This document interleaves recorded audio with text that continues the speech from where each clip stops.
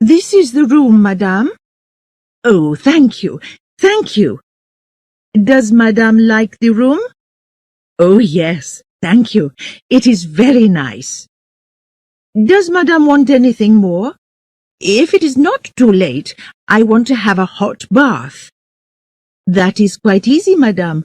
The bathroom is the room at the end of this floor on the left. I can get the bath ready for madame. There is just one more thing. I came by train from England today, so I am very tired. Please do not bring my breakfast too early tomorrow. I want to have a good sleep tonight. I understand, madame. The girl went off to get the bath ready. Millicent Bracegirdle was right. She was tired. She thought of Easingstoke, her hometown, now so far away. She remembered the drive to London early that morning, the train from London to Dover, the boat to Calais, then another train to Paris. By lunchtime she was in a third train, going from Paris to Bordeaux. Now, here she was in the hotel. It was 12 o'clock at night. Why was she here in southwest France of all places? It was all because of Annie, her younger sister. Annie usually lived in South America. Earlier in the year, Annie got ill, and now she was to have a holiday in Europe. Miss Bracegirdle's brother could not come to meet Annie off the boat. He had too much work to do in Easingstoke. So Miss Bracegirdle was the only other person. The ship is going to arrive in Bordeaux tomorrow, thought Miss Bracegirdle, and I am going to see Annie again after all these years. This was Miss Bracegirdle's first visit to France. She did not usually take holidays away from home. Luckily, she spoke a little French. It is not so difficult to live in France, she thought. The thing to understand is that it is quite different from Easingstoke. She took her things one by one out of her bag and put them away carefully. She thought about her home in Easingstoke, with flowers in all the rooms, and photographs of the family. She thought about her poor brother, working so hard. She felt a little sad, but only for a minute.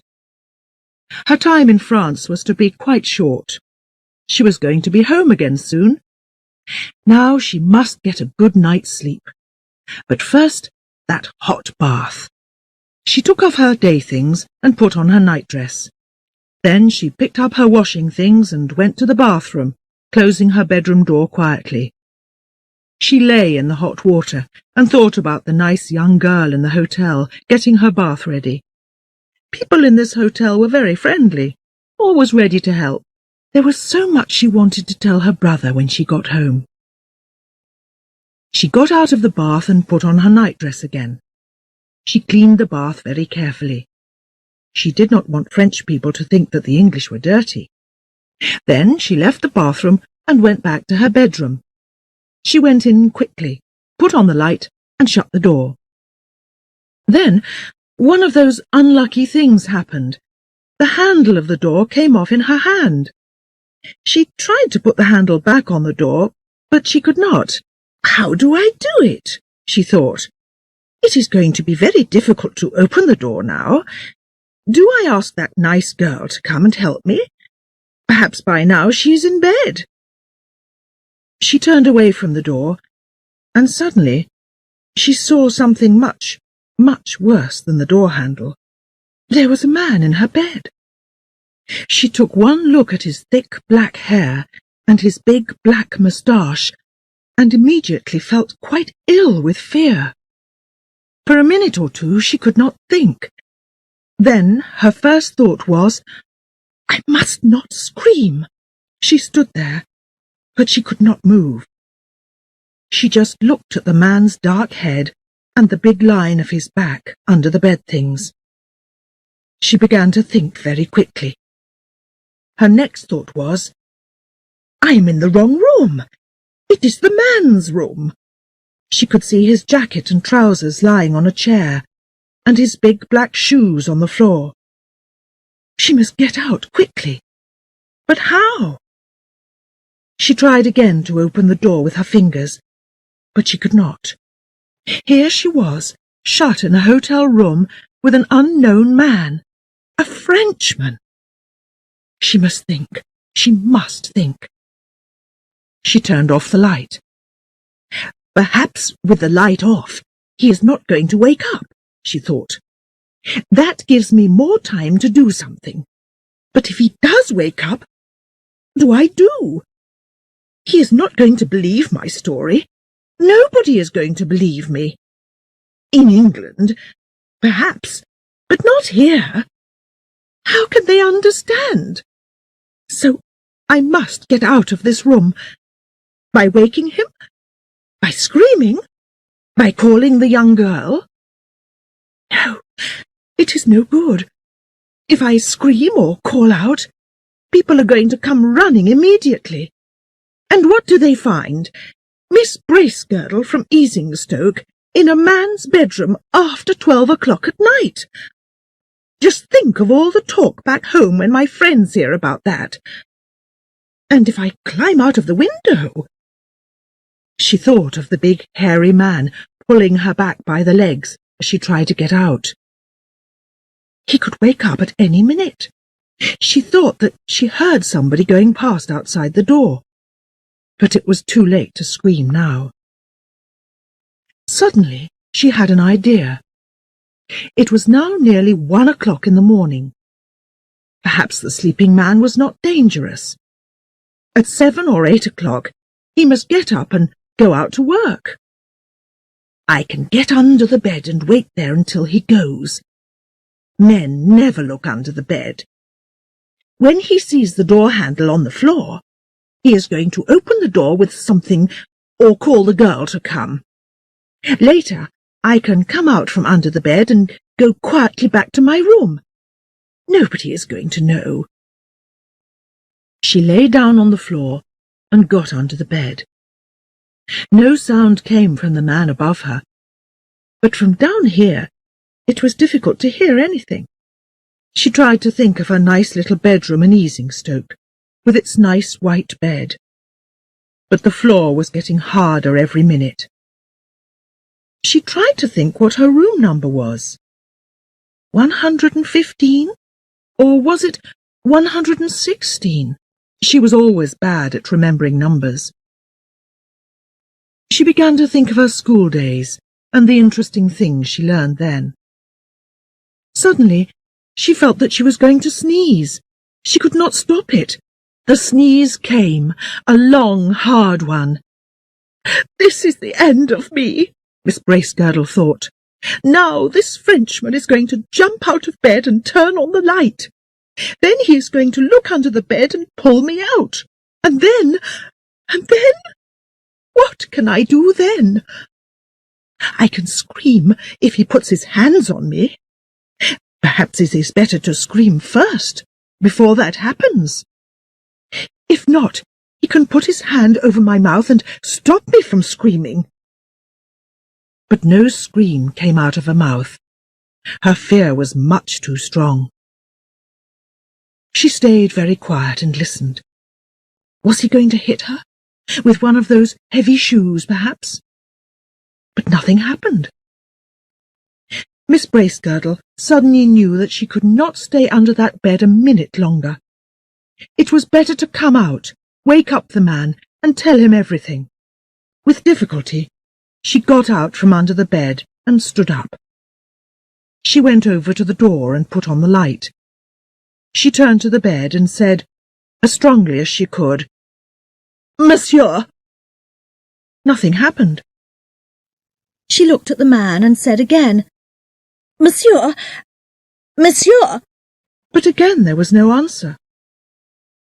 She went closer to the bed. His hair and moustache were very black, but his face had no colour in it. His mouth was open, but his eyes were shut. Then, for the third time that night, Miss Bracegirdle nearly died of fear. Suddenly her legs felt as weak as water. She nearly fell down, because the man in the bed was dead. It was the first time that she stood face to face with a dead person. But there was no mistake. The man was dead. Miss Bracegirdle could only say, "He's dead. He's dead."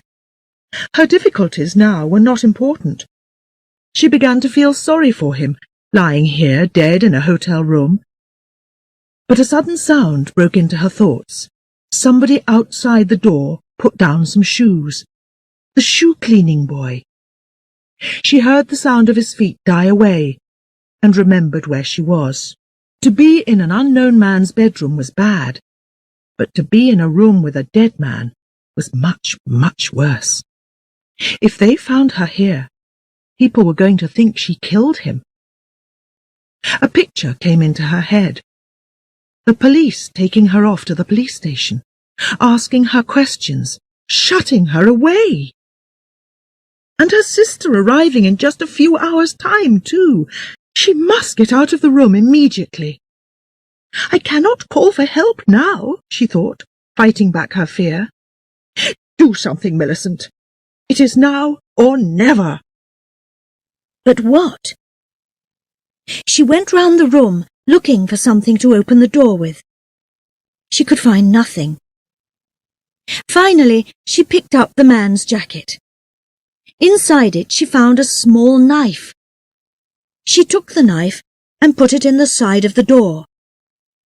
Very slowly she turned the knife, and the door opened. She wanted to run out of the room immediately, but she stopped first and listened. Nobody was there. Feeling very afraid, Miss Bracegirdle shut the door quickly behind her and ran as fast as she could to her bedroom.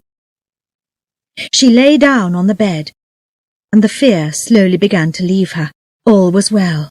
But then she had another unhappy thought. The living fear came back. Her washing things were in there. They were lying there in the dead man's room, and her name was on them. To go back again now was far worse than the first time, but she had no choice. She could not leave her things lying there. "If they find them, they are going to ask me how they got there," she thought. She had to go back. She went. She did not look at the bed. She quickly took her washing things and ran back again to her bedroom. Now that the danger was over, she suddenly felt very, very tired.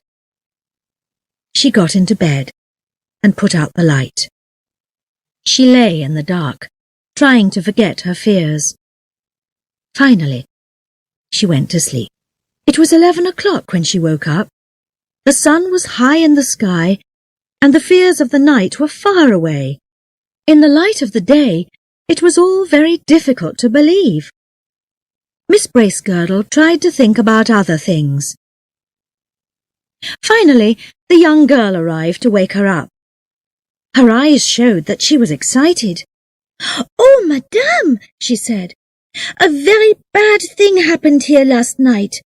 The man in room 117, he's dead. Please do not say that I told you, but the police were here, the doctor, everybody." Miss Bracegirdle said nothing. There was nothing to say. But the young woman was too excited to stop. "And do you know who this dead man was, madame?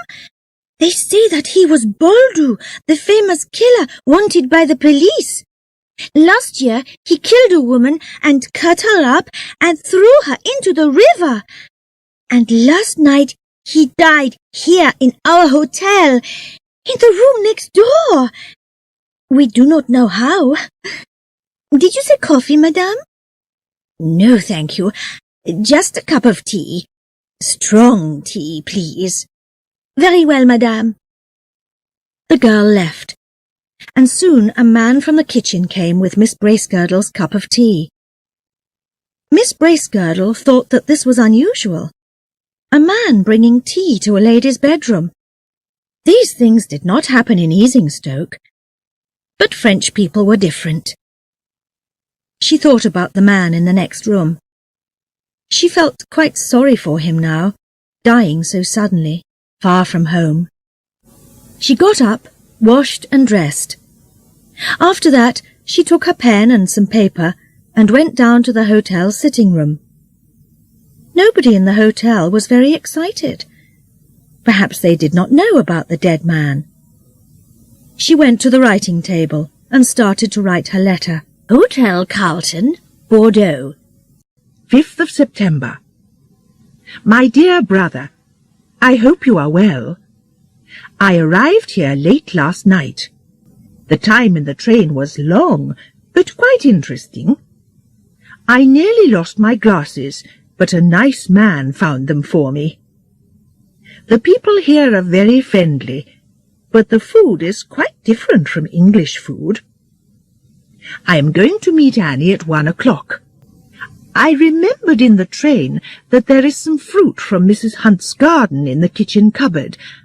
I forgot to tell Lizzie about it, so please tell her for me. I do not want it to go bad. This is a nice hotel, but I think that Annie and I are going to move to the Grand Hotel tonight, because the rooms here are not very quiet. That is all there is to tell you for now. Be careful not to get cold. I am coming back soon.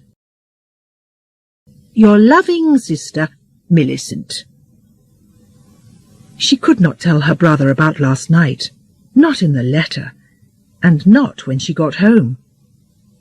It was too difficult to say how she came to be in a man's bedroom, an unknown man, a dead man, or about getting under his bed, or about opening the door with his knife. Her brother always felt unhappy if anything unusual happened to her. It was much better not to say anything. She put on her hat and coat and went out to send the letter. The sun was warm. It was good to walk in the streets. There were a lot of people in the cafes, laughing, talking, moving about. They were so different from the people in Easingstoke. It was exciting to be in France. I was in a Frenchman's bedroom all last night, she suddenly thought. She smiled. Miss Bracegirdle walked more quickly to the letterbox to send her letter. Her face was a little red, but perhaps only because it was a warm day. She put her letter in the box and waited to hear it fall inside. It fell. So that was that. She turned and went to meet her sister off the boat from South America.